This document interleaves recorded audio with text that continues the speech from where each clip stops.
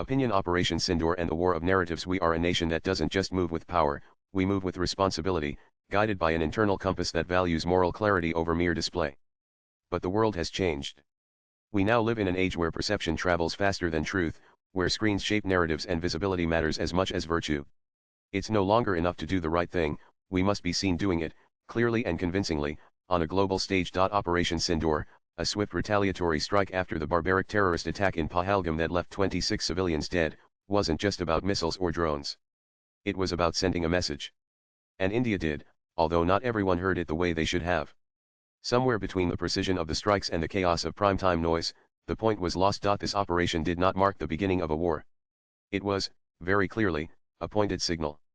India hit only what needed hitting, the core infrastructure of terror outfits such as the Jaish-e-Mohammed and Lashkar-e-Taiba. No civilian zones were bombed, no soldiers marched across the line of control, and there was no scorched earth retribution.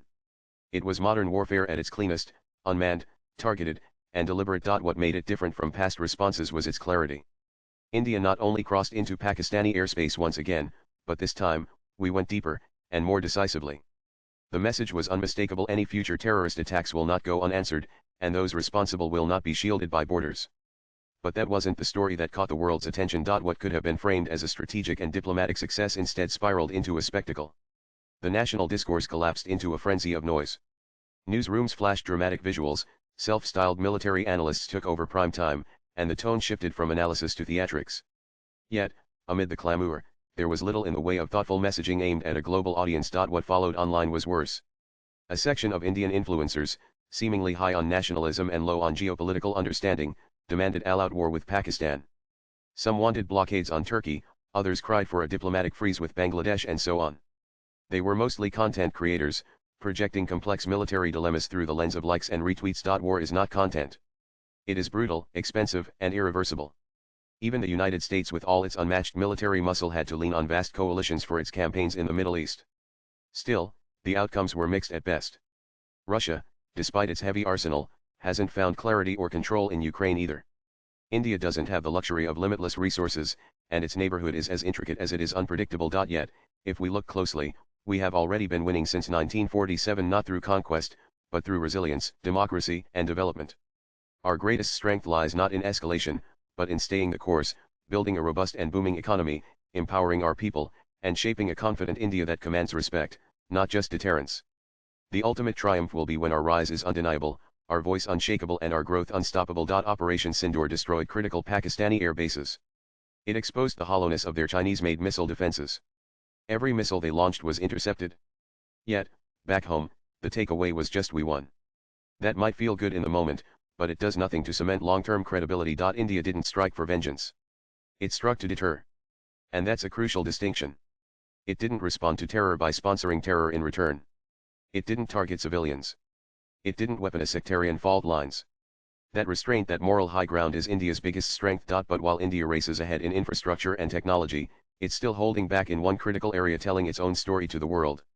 Too often, global media picks up and amplifies hostile narratives, while India's perspective is either reactive or missing entirely. The problem isn't capability, it's direction and drive. Countries like Qatar and China have spent years building their media machines: Al Jazeera, CGTN, and others, not just to inform, but to influence. India, with its rich democratic fabric and civilizational legacy, has all the raw material it needs. What's missing is a bold step towards creating its own global voice, not just to push back against misinformation, but to clearly and confidently share its ideas, intentions, and achievements with the world. India's rise won't be written in a single operation or a sudden outburst of patriotism. It will come through decades of consistent economic policy, diplomatic strength, and narrative control. Precision weapons matter. But so does perception. And without the latter, the former can feel hollow. Operation Sindoor did what it had to on the ground.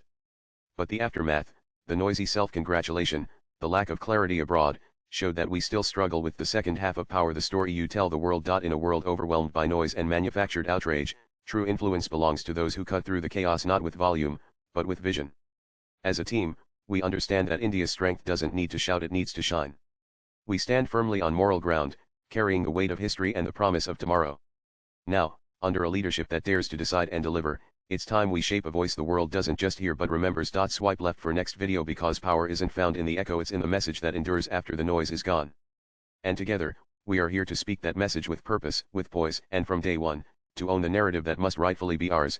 Amrajit Verma is a policy researcher, political social activist, and aspiring author.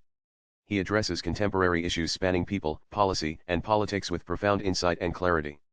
Views expressed in the above piece are personal and solely those of the author. They do not necessarily reflect News 18's views. Latest blogs